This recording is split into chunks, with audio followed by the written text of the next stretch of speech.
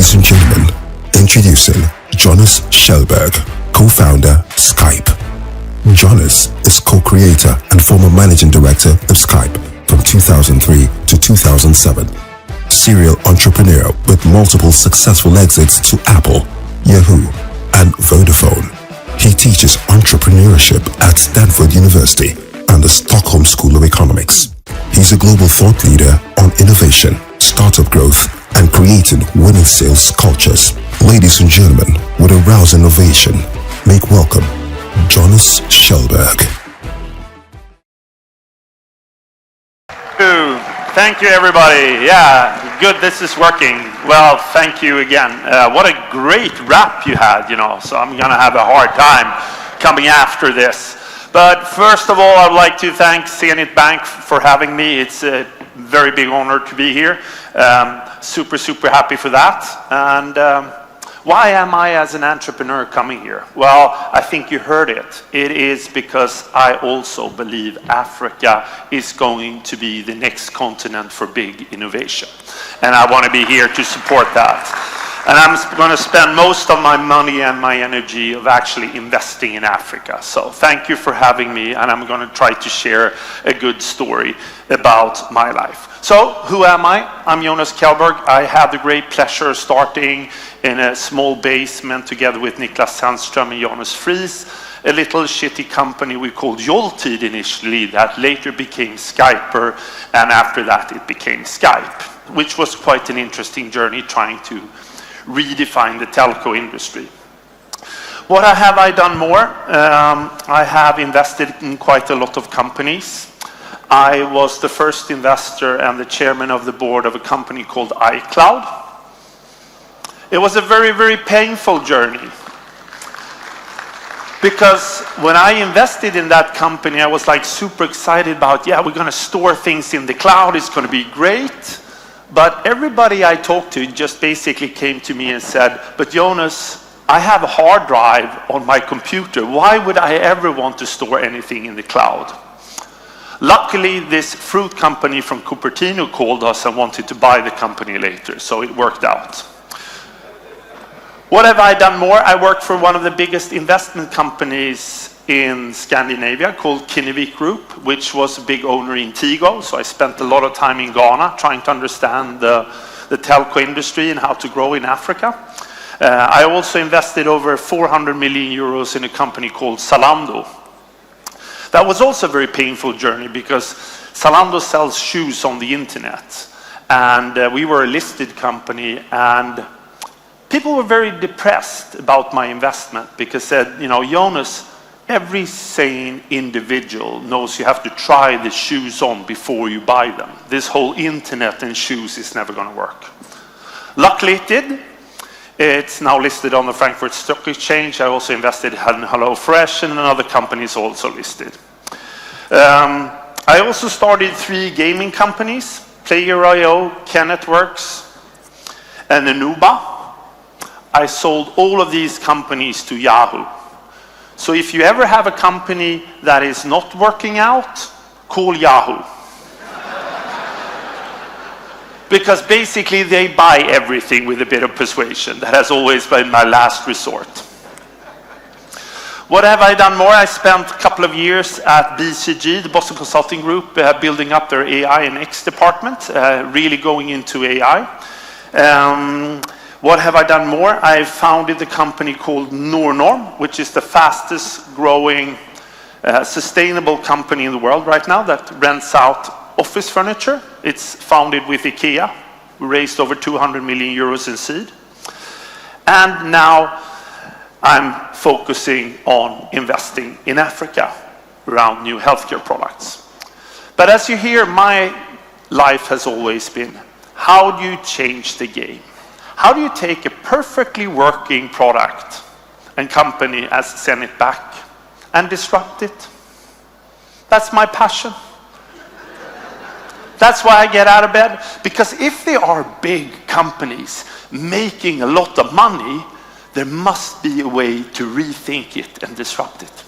And that's my passion. That's why I get out of bed. But if this would be a normal lecture, I would be standing here presenting for you for 35, 40 minutes. But let's flip things around. I often have very strong opinions about things I have no clue about. So please interrupt me, say I'm wrong. Let's see if we can get the dialogue going. And maybe we'll start with a question. Is it the big that beat the small, or is it the fast that beat the slow? Anyone? Hands up for fast that beat the slow. And a lot of hands. Okay, big beat the small. No one there either, and everyone else, nobody really cares. Well, I think this was the big challenge for me, because my life has always been about it's the fast that beat the slow. Innovation, move on, move on, move on faster. The challenge, I've started more than 40 different companies, and I mentioned some that were successes. But to be honest, most of my companies have actually utterly failed. And that has been because the industry has been too big. It has been too difficult to rethink things and just be fast. So it's a trick question. So after SKYPE, I started a couple of new other companies. They all failed, and I was puzzled. So I had the opportunity to come to Stanford and start lecturing. And one of the things I started there, and it was great fun. I know, how many here has been to Stanford? Anyone? Good, you should all go. It's, the ground zero of innovation. You go, get inspiration, come back to Africa and do the same thing. But I had the great opportunity to go there and teach, which was great fun. But already after 4 weeks, my professor comes to me and says, Jonas, would you be interested of some feedback from Stanford? And when I hear the word feedback, it is never positive. It's just a different way of wrapping in some bad messages. Well, but then I thought maybe Stanford wants some feedback from me. That could maybe be natural. So I went and I sat down with my professor and he said, Jonas, you're super provocative. The students love you. We here at the faculty, we really enjoy having you here teaching and your knowledge and all of that. We only have one little challenge with your lectures. Okay? What is that? Well, we have noticed that you haven't read the literature you're teaching about. Fair point. I don't know how many here has read, these American management literature. You can buy them at the airport. Yeah. Well, I had to sit down and read all of these books, and I came to the same conclusion. Most of these books are actually shit boring. They have one theory, they're 500 pages long. You read the first chapter, the summary, you get it. But now I had to sit down, read them all, and I came to the same conclusion, shit boring. So I went to my professor, Tom, and I said, Tom, why haven't you written any books? You teach at Harvard, you've been here running entrepreneurship classes at Stanford for the last 20 years. And he said, I have never come around to it. And I said, I think we need to write a book together. And he was a bit skeptical. And I said, okay, why don't we try it? And I said, if we're going to write a book together, I would like to write a book that is 100 pages and half has to be pictures. He was not utterly convinced. But I said, the world already has so many other books. Let's do something different. So we did. And we printed a couple of these X's, and we sent it to his former colleagues at Harvard. What do you think they said when they saw this book? I was thinking, magical, brilliant, you've innovated again, rethought it. They were more like, oh, this is so sweet, Tom. Have you made a children's book? Maybe this could work on the West Coast, but here on the East Coast we have a bit higher academic standards. And now, of course, Tom was devastated. He panicked and said, we need to cancel this, We're going to be a laughingstock. It can never work, Jonas. Please stop. And then I said, Tom, what do 30 Harvard professors know about writing books? He said, a lot. Tom, they don't just understand my brilliance. This happens all the time. Don't worry. Let's go talk to the publishers of the world. They must understand the brilliance of this. So I flew around and I met the 30 biggest publishing houses in the world. What do you think they said when they saw this book? Sweet. Children's department is down the hall. I'd done quite a lot of shit. And they were like, no, but have you ever read another management book before? It's 500 pages, no pictures? Nah. So, since I was misunderstood, I said, how difficult is it to publish a book? You know, you print it on paper, you start selling it on Amazon. So I did. But since I was pissed and misunderstood, I went back and I wrote another book. And this book has only pictures. Basically, fuck you all. Now there's a third book published by Wiley, translated into 25 different languages. This is the same company that wrote me a little letter saying, thank you, Mr. Kjellberg, we wish you great success somewhere else. Why would they change their mind? Why would they call me back and say, we have our great standards of defining great books? Why would they change their mind? Anyone? Because it's sold. And when things sell, people are very, very fast of changing their opinions of what is great and what is not. So I think what I've done is that we created this book around the customer acquisition centric strategy. And I think the basic part, and I'm not going to go through the book, is revenues and sales is often the key of success. But you need 9 different gears, and I'm not going to talk about all of them. And this is where my journey started. I started after the university as a CEO assistant for this Keynote group, this big investment company. And as a CEO assistant, you cook coffee, you repark cars, you do a shitload of PowerPoints, and we did 2 IPOs during that year. And what still is tradition for this company is that after this first year, you become the CEO of a subsidiary. And that felt like supernatural for me. Double degree, engineering and marketing, 1 year with top management. Of course, I should become the CEO of a subsidiary. So, you're all professionals, MBAs out here. What's the first thing you do when you become a CEO of a company? Anyone? Maybe you can just fire someone randomly to see if they leave? Like if you're really the boss? No, what did they teach us in school that we needed to have? We needed to have a strategy. So I sat down and I did a strategy page of 200 slides, which I was quite good at. But then it hit me. Have you ever thought how easy it is to add customers in Excel?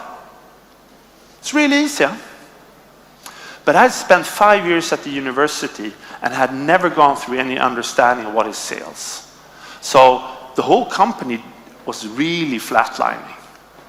And I was panicking. And it went so bad that I ended up calling my father. And he was very surprised. He said, you know, you little arrogant prick, you've never asked for advice ever in your life before. You must be in a really, really shitty situation before you call me. And I said, yes, you've been a salesperson all your life, and it apparently looks like the only thing people care about is sales.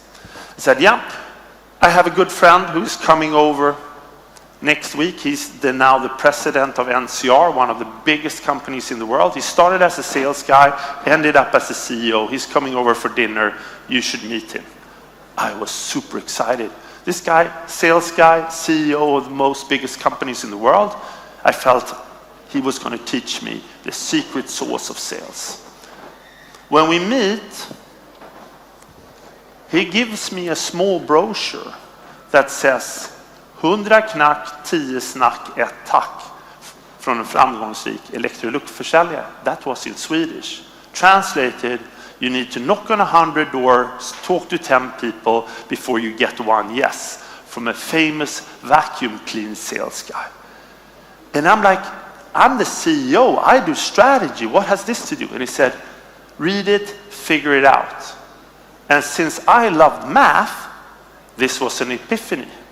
Because if you do 100, talk to 10 people, you get to one yes. If you do 200, talk to 20 people, you sell more. It's not complicated.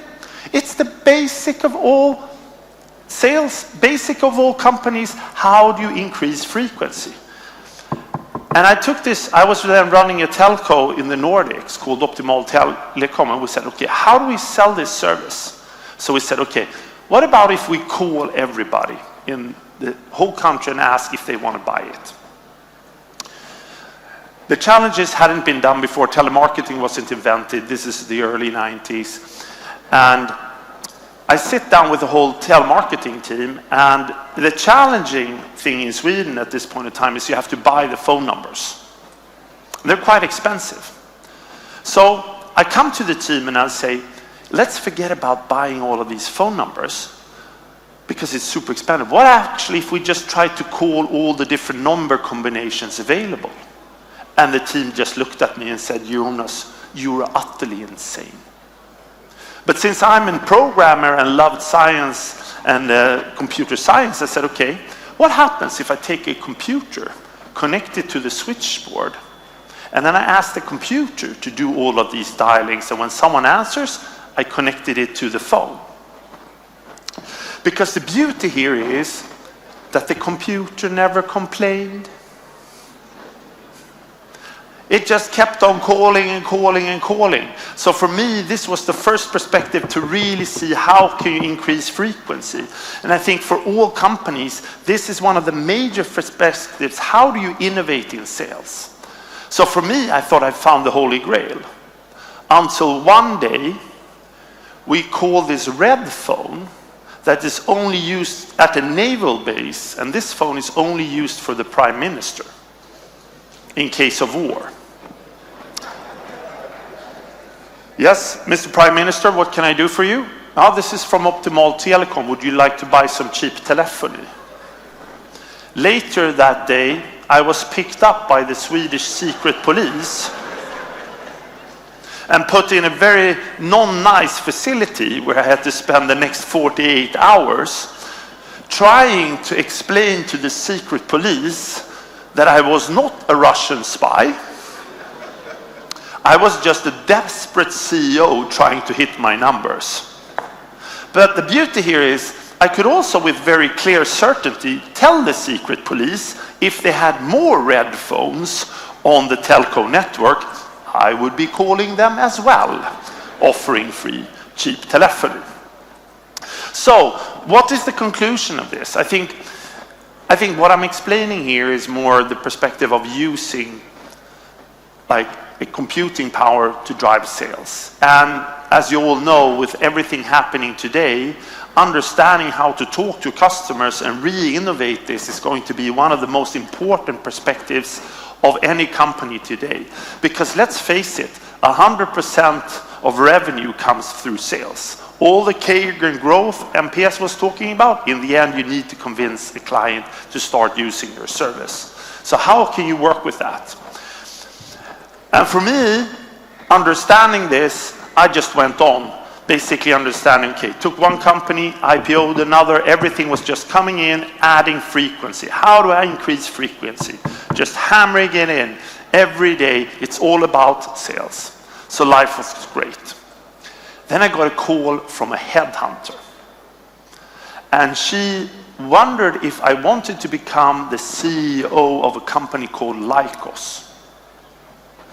I don't know if you remember, but Lycos was the third biggest search engine in the world. And I was like tired of telco and wanted to move into the internet. So I was super excited. She was just worried about like saying, oh, Jonas, you know, you've never done any failures. Everything has been successes. And I was like, no, I'm a total fuck up. Don't worry. I got the job. But what do you think basically happened the same day I started there? A shitty little company in Palo Alto was funded in the basement in Stanford. Google. It's a bit of a bummer, huh? But you know, Lycos was owned by Telefonica and Bertelsmann, two huge companies. What do they do when a shitty little company starts in Palo Alto? Nothing, initially. Then we make fun of them and we say, oh, they don't even have a business model. How will they succeed? Then we start panicking a bit and then we say, maybe they can survive in the US, but they will never conquer Europe. Then our top team of lawyers were sent over from Bertelsmann to see if they could negotiate a deal with Google. What do you think the recommendations from the lawyers and the M&A team was? No business model, not that very advanced technology, we should not buy the company, we should build it ourselves. Was it a success? No, it was an epic failure. You know, Lycos was listed on the stock exchange and Google talked about content is king. I just said, no, sales is King Kong, and I just pushed my sales throttles. And it was an epic failure. Epic. So, what did Google do? They delighted the user. And when I say the word delight, what comes to mind? Because in the end, what I had forgotten in running a company is you need to delight the user. You need to create something that is wow, something that people actually love, a product that is better, maybe sells itself. And we've taken this from the hierarchy of customer needs.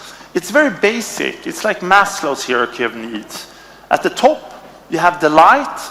That's basically why you stand out. Why should I give a shit as consumer? But it's all built on efficiency and functionality. I'll give you an example since I'm Swedish.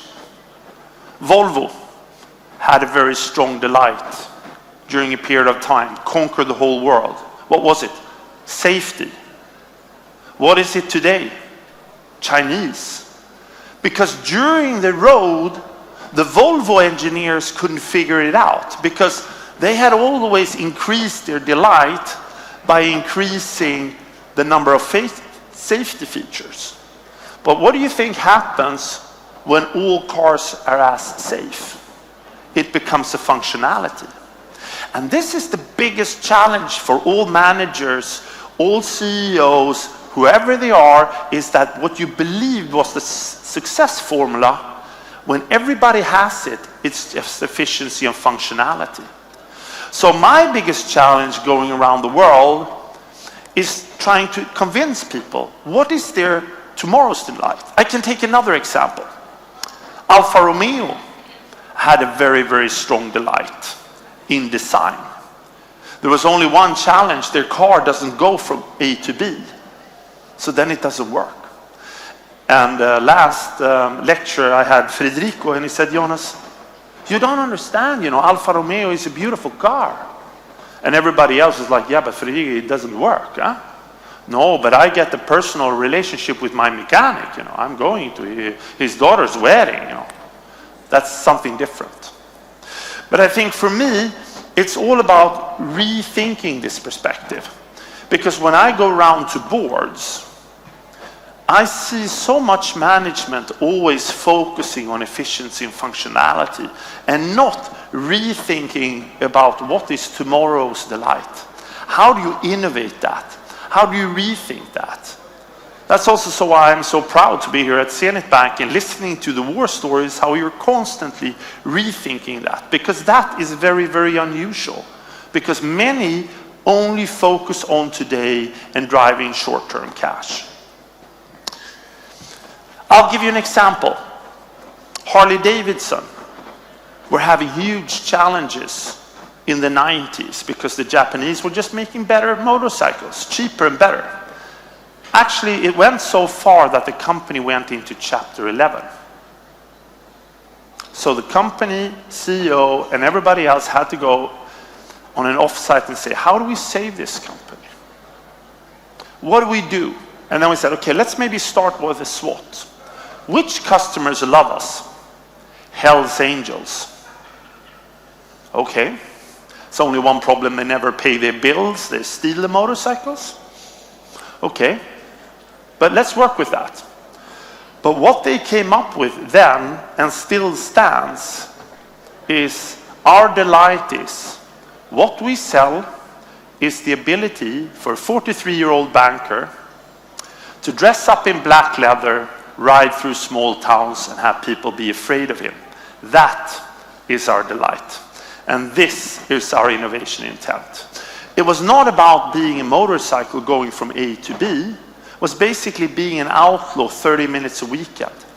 But being an outlaw 30 minutes a weekend actually is 3 times as interesting, because a normal motorcycle is $10,000, a Harley Davidson is $30,000. So it's all about re-understanding your friction-free storytelling. Because if we should centralize everything, it is your delight is what customers talk about you. And I had a great opportunity to be part of and have Stefan Persson, the founder of H&M, in my board. And he talked very passionate about that, because in the end, if you cannot formulate your delight in 30 seconds, it's going to be very difficult to get all your customers and all your employees behind it. And they had been a low-price clothing company until one day he said, from tomorrow on, we're going to be a fashion company, but we're going to have a 0 less on the price tag. If Prada has supermodels, so do we. If Yves Saint Laurent are on Fifth Avenue, so are we. If Prada's jeans are $300, are going to be $30. But from today on, we are a fashion company. And that totally excelled and changed the history of H&M to a global brand, because they decided from today on, they're a fashion company with 0 less on the price tag. And then, of course, Zara comes along, first with the latest, reinvents the whole distribution industry. Then I invest in Zalando and Zappos, basically. And I talked to the head of fashion at Zalando, and I said, maybe, we need to make it a bit more fashionable on the site. And she just looked at me and said, Jonas, never ever underestimate the bad taste of Germans. Because this was all a data play. It was all about trying to understand, what are you going to buy? So, I've now talked about the 3 different pillars, or 2 of the different pillars. I talked about growth. I talked about product market fit. And the last part, which is maybe one of the secret sources of all great companies going forward, is actually business model innovation. You heard I had the pleasure of joining this company very, very early on. And one of the first things we had to sit down and understand is, how do we price this service?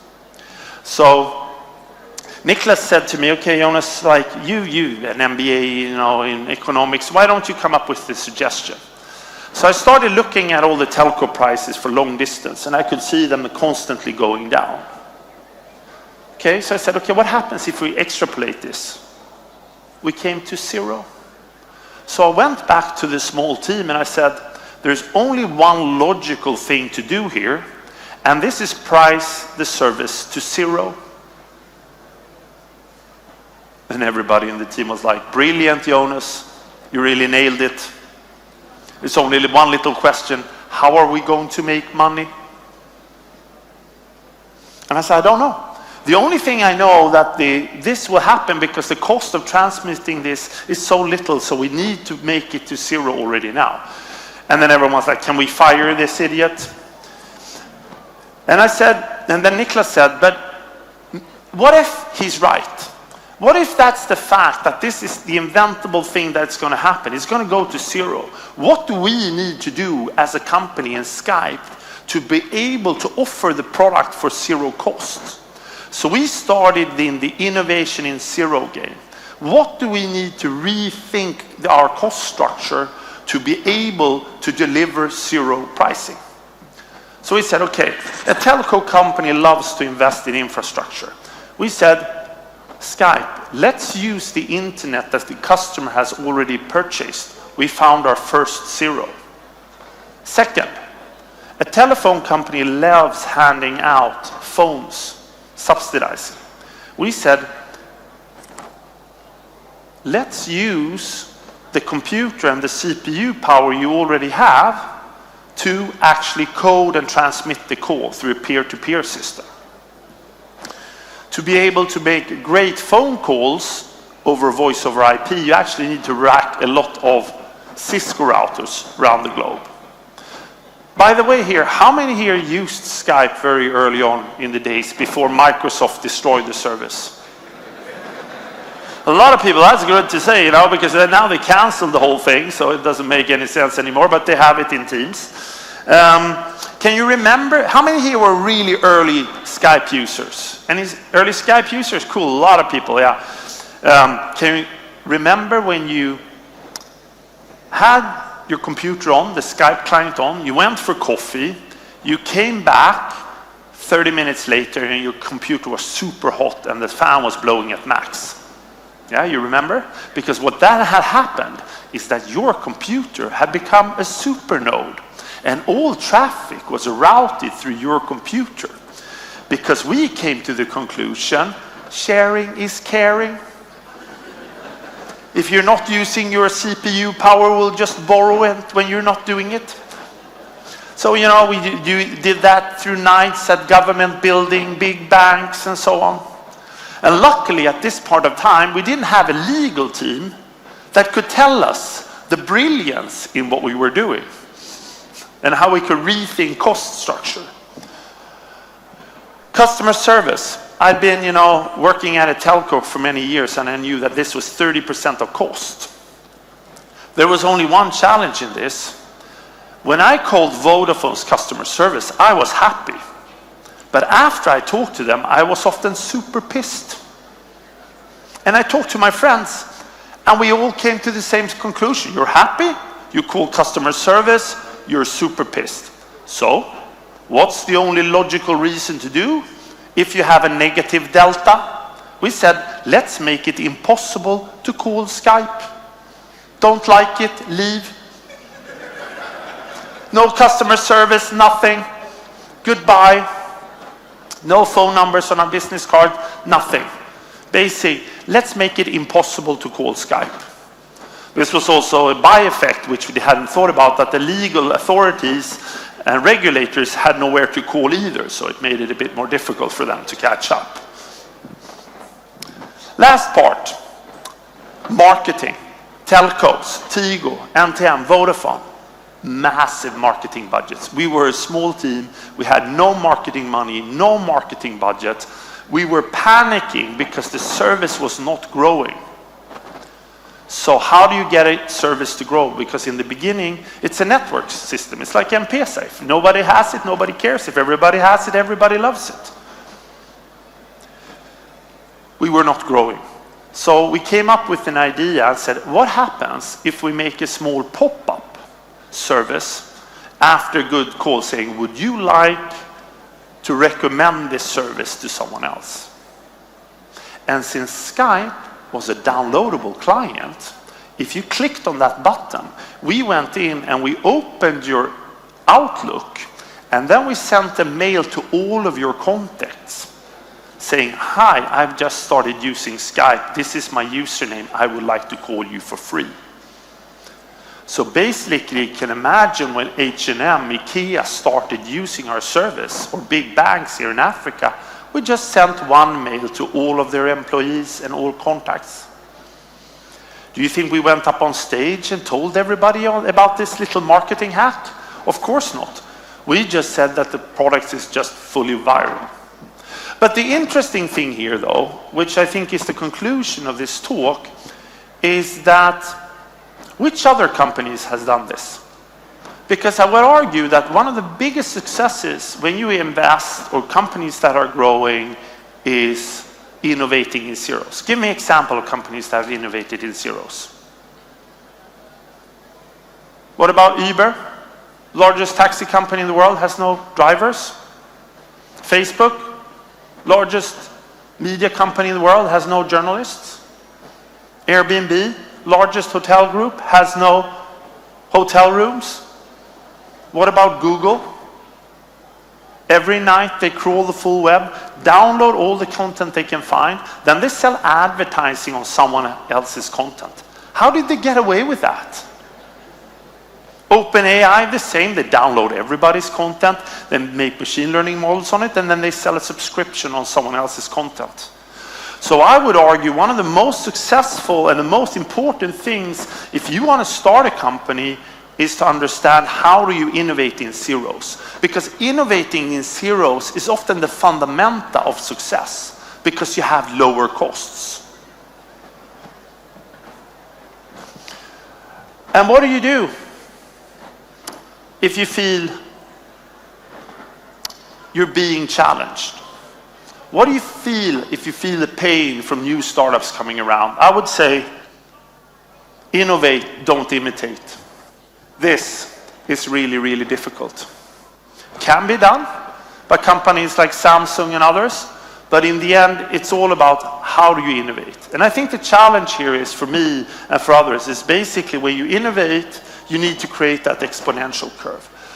But that's the hard part as well. Look at OpenAI. They spent years when no one believed them. They had no progress, no perspective.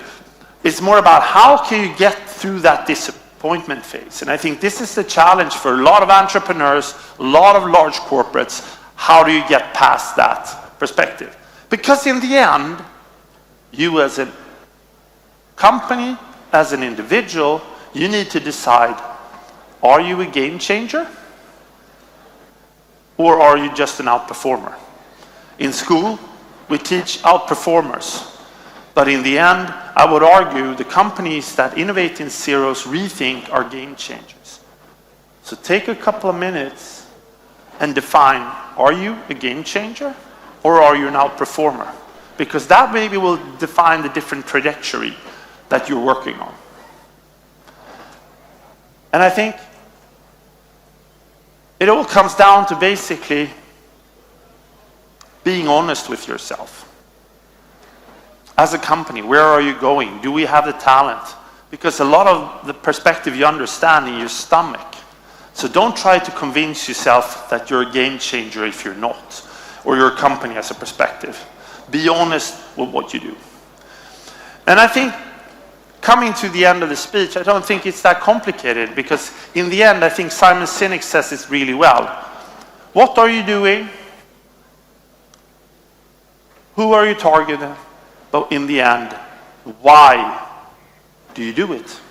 Because making money is not good enough. I can ask my 13-year-old daughter the same question in business. Very simple. Ebba, what are you selling? I'm selling cookies. Okay. To who? The people to enter the local community trade. Why, Ebba, is your cookies going to be better than all the cookies in the world? What have you done that excels beyond? Why? And then you said, no, we have to sell the cookies because we're going on a class journey, so we just have to do it. It doesn't have to be more complicated. And most people and parents had stopped there, but not me. I'm like, Ebba, how have you innovated in zeros in this business model? And then she thinks for a while and comes to the conclusion, if mother buys the cookies, I make so much more money. Yes, you've just found your first zero. Thank you very much. That was all for me. Thank you. Great pleasure of being here, and good luck with the future endeavor. I will be around. I must say, you're on a fantastic path here in Africa, and I want to be a part of it. So thank you very much again, Zenith Bank, for having me, and all the management. And I hope you have some kind of learning around this. Thank you very much, everyone. Thank you so much, Jonas.